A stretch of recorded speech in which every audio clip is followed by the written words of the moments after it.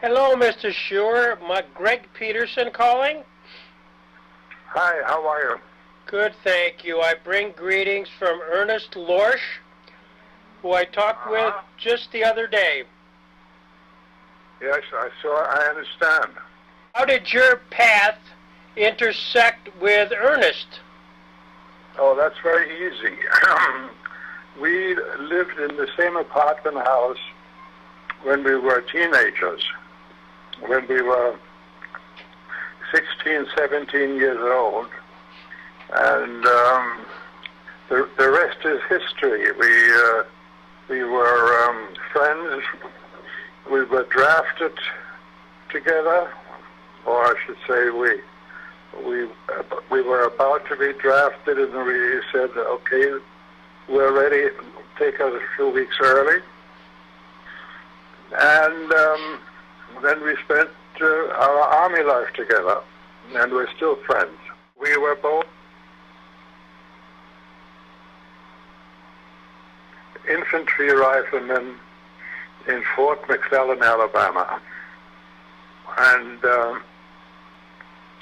when we learned how to shoot people, we were sent to, I think Camp Upton, from where most soldiers were dispatched overseas. And we were, at least I was asked before I boarded the ship whether, as a German-born, I have any objections to fighting against the Germans. And I said no, and so that was. But then I was sent on board the ship, and we traveled, I don't know, 10, 12 days in a convoy, and arrived in Oran, not in Oran, right, in North Africa. Then we were put on a troop train for 7 days and 7 nights, going east, and we arrived in in Tunisia, in a town called, well, I don't know whether that's important to you. Anyhow, we were infantry replacements for the beginning of the war in Sicily. Mm-hmm. But when we got off the troop train, there was an officer who asked me, and I guess Ernie, what we can do other than shoot a rifle. And we both obviously said we speak German. And the guy made a note of it. And when the people that we were trained with in Alabama were called out to be taken to the front lines, they didn't call us until one day, within a couple of weeks, an officer asked us whether we're willing to serve the U.S. Army above and beyond the call of duty. Of course, we both were convinced that we were about to be put into a parachute. We said yes. We both said yes, obviously, because the alternative was to be at the front line within a couple of days. And then we got orders to get back on the train going west, at which time they had no idea. We were directed to a place called Combined Services Detailed Interrogation Center. That was very nice, except that they put us on a train, but nobody knew where that place was. And then we were sent back to, I don't know how far west we went, and then we ended up in Algiers, in a little hick town where we were assigned to a British intelligence, to a British interrogation unit, in order to learn, as American soldiers, the methods of the British intelligence service. And as American soldiers, we stood guard with the British, and we worked with the British. We were trained using our knowledge of German, and that's how we ended up in North Africa. And we stayed in Algiers for, in my opinion, for about a year. Mm. And then we formed an American company that worked exactly the way the British taught us. And from there we went to Italy. And from Italy we went to southern France, and we had nothing much to do in southern France, but we had a number of involvements down there. One of them had to do with what's the name of the battle I'll think of that in a second. And eventually we end up in Bad Mondorf, which is something that you're interested in. Yes, tell me more. Well, Bad Mondorf was a resort town in peacetime. A very pretty little village with lots of elegant homes and substantial homes. While we were there, we got questions from some place in Washington that probably were specific for the preparation of the Nuremberg trials, which of course we didn't know yet, about which we know nothing. And the German prisoners who were in Bad Mondorf, they were all in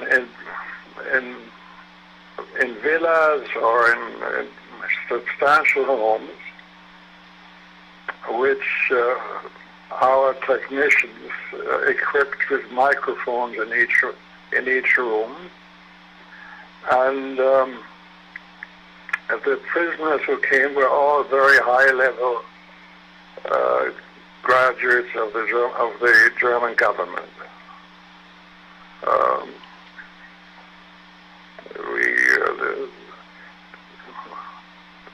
Ernie and I were in a villa, and who came there? Franz von Papen. I mean, these are names. I think who I'm talking about. One of the earliest arrivals was Franz von Papen and Admiral Horthy. Yes. And Walter Darré, the former agriculture minister. Right. And these guys were told that they were part of the mixed government, and they should write theses or think about things that they would do in order to restart the German government. So they were under the illusion that that things weren't so bad. They were going to be involved in rebuilding Germany. In the hotel near us was Goering. Mm-hmm. And I think you know that Ernest Lorsch eventually was on a detail to take Goering from Bad Mondorf to Nuremberg. I was not on that, but I think there's a. I'm not sure whether there's a picture, but I can visualize Pikal with Goering standing there next to a couple of Jewish young kids in an American uniform. Anyhow, just so on that little point, now I know that Ernest told me that he was part of the detail which transferred certain prisoners from Mondorf to Nuremberg, and that they were loaded up on a truck and sent off. Do you remember seeing any of that happen? No, I did not see it happen. But I believe there's a picture in existence someplace. Okay. Which Ernest must have, if anybody. Yep.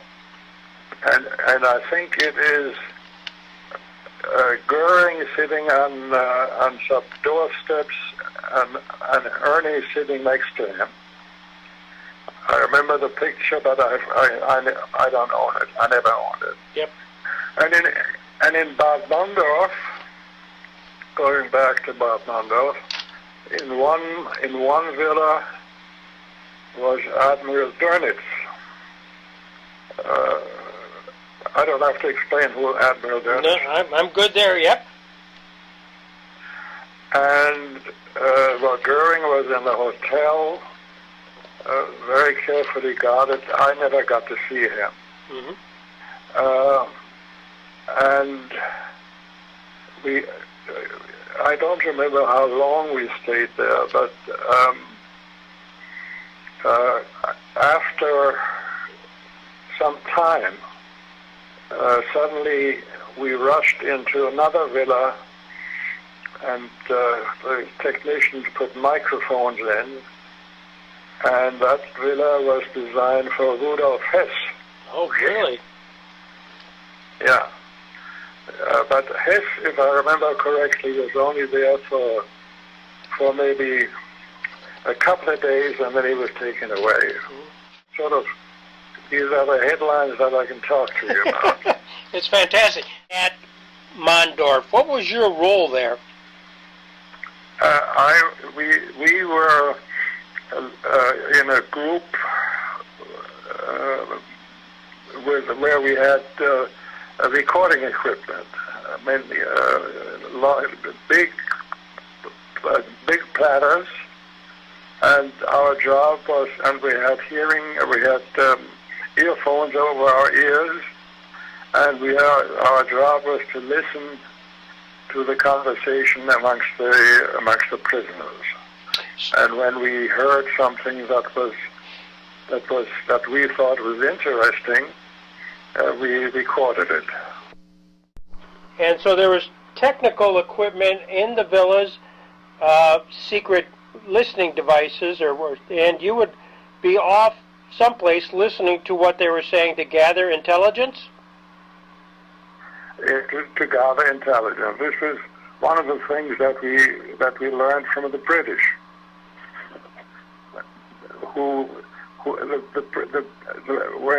mind you, when the time we're talking about 1940 or something like that. Yeah, 45. Yeah, 1945.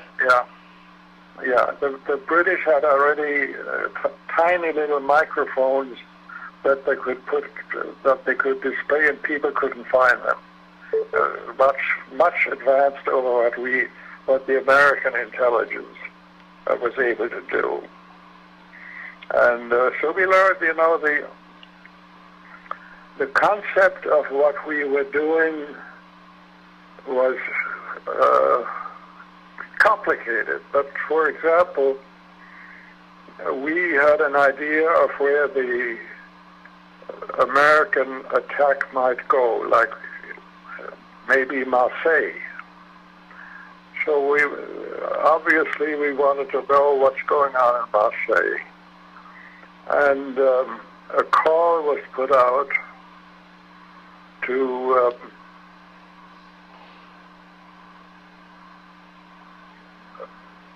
prisoners who had fought there, or even if they just took a walk there. And the concept was, if 10 people tell you that there was a gun emplacement on Street 5 and 7, if 10 people tell you that, then probably there's a gun emplacement. And that information was then transferred by draftsmen on maps. And that's what we were told. I didn't participate in the maps, but I obviously participated in gathering information about it. When you were at Mondorf and listening to some of the prisoners talk, do you recall any of the information you may have gotten that was of interest to you?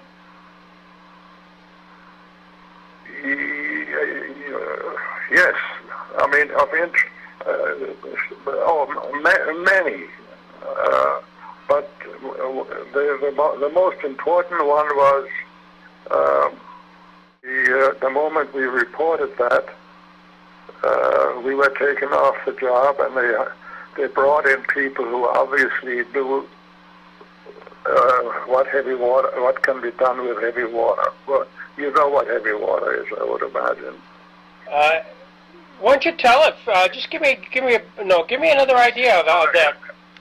No, heavy water apparently is one of the ingredients from which you can make an atomic, you can make an explosion. It's a technical term, and I can't explain it to you. But it obviously was. I know the term heavy water is somehow connected with an ingredient in atomic explosions. Do you remember who was saying that or talking about heavy water? No. Okay. So you were listening in, and they were talking about heavy water, and all of a sudden you reported it, and then they brought in somebody else. Then they brought in somebody else, and I think the prisoner was taken away to a more sophisticated facility.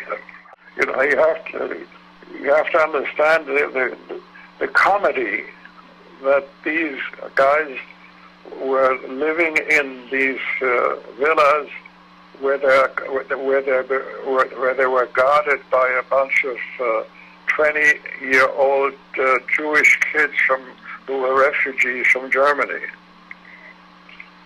Did you have any emotion of being Jewish? Here you are commingling with the perpetrators of the Third Reich. Did that bother you at all? Well, we were smart enough to know that they were in jail by that time, and we probably, I'm sure we rejoiced over the fact that we were their guardians. Where were you born? I was born in Offenbach am Main, which is a town. It's actually like a suburb of Frankfurt. Mm-hmm.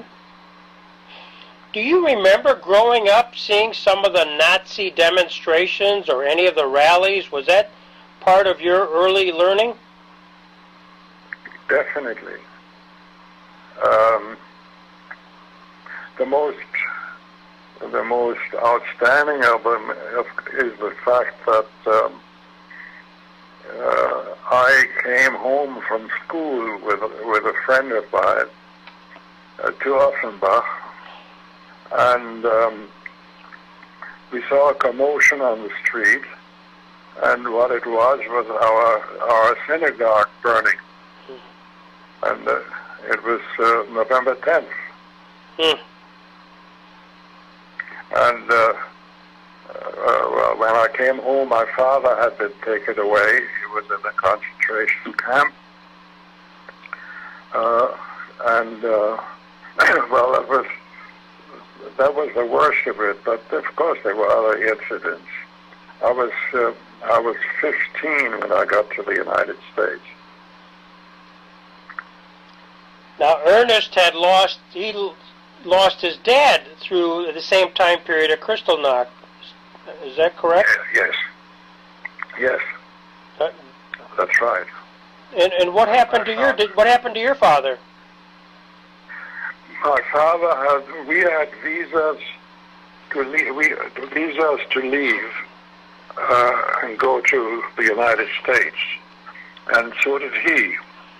And I don't know the details, but he was in Buchenwald for 1 week when my mother picked him up at the gates of Buchenwald and took him to Hamburg and put him on a ship to New York. And about a week or so later, the rest of the family came along. We also went to New York. I'm just finding this remarkable that you and Ernest, two natives of Germany, found each other and then went off on an odyssey of 3 years together through World War II. Correct.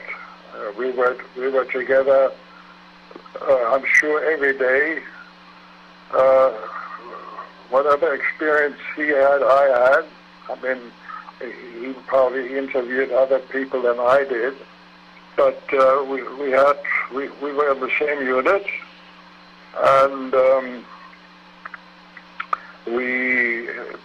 after the war, he went to Indianapolis, and I stayed in New York, but we still remain friends. Has anybody ever written about your two collective experiences? No, not our collective experiences. I wrote about mine. I mean, briefly. I didn't write a book. Excuse me. I didn't write a book. I wrote some notes about my experiences up to the time when I went to Algiers. Gotcha. When you were at Bad Mondorf, do you recall talking with any of the prisoners who then became defendants at Nuremberg? Yes. Oh, Papen. I'm sure I talked to all of them. I mean, they thought they were being honored the way they lived as prisoners, and we met. We ran into each other in a building, and we talked. What we talked about, I don't remember. Do you remember an impression on any of these folks that you had? Did you ever meet Goering? No. But Ernest did. I did not. Yeah, and von Papen, what did you think of him? One of the smartest, smoothest politicians I ever met in my life. Yeah. And so was Admiral Horthy. He was a real, well, I don't know. Horthy was a smart ass, I guess. But yes, but I would say that the conversations that I had with them was usually small talk. So did you live in the same villa as they lived, or did you live elsewhere? Lived in the same one, yes. Lived in the same one. So you've kind of freely roamed around in that particular villa with these folks? Yes. I can tell you another story. Please. That has really, indirectly has something to do with Bad Mondorf. The Battle of the Bulge was started by an SS officer by the name of Scott Cheney. You can, if you go on your iPhone and put the name Scott Cheney in, you can read about his whole history. He's the SS officer who retrieved Mussolini from a prison camp in Italy and brought him to Berchtesgaden to be with Hitler. I read about that, yes. Yeah, and that Otto Skorzeny was amongst the people who trained German soldiers to look American, act American, and curse like Americans. And they were the first troops to penetrate the lines for the Battle of the Bulge. And the guy who, the Skorzeny, he was found later on he was found in a prison camp where where he tried to be a private.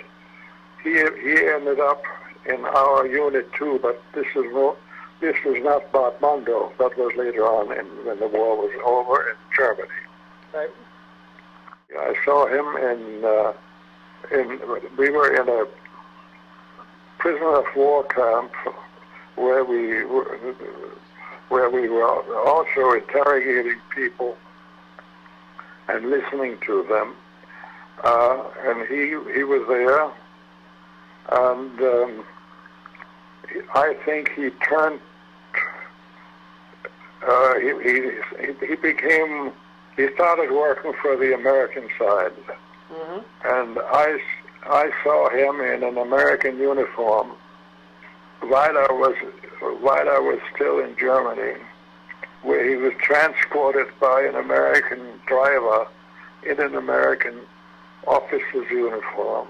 So he must have, I don't know what he did, but whatever he did, he survived it. And then it's not pertinent to what you like to know, what you want to know, but about 10, 15 years later, I was in Madrid with my wife and went to a German restaurant, and I didn't like the table I had, so I pointed at another table. I was told I couldn't have that because that's for for Otto Skorzeny. Well, it was nice meeting you. I'm around if you have other questions. Well, thank you to you and Ernest, and I can't believe the story. It's tremendous, just tremendous. Right. I'm glad you think so. Okay. But it's good memories. Yep. Thank you, Frank, ever so much. Right. Bye-bye. Bye.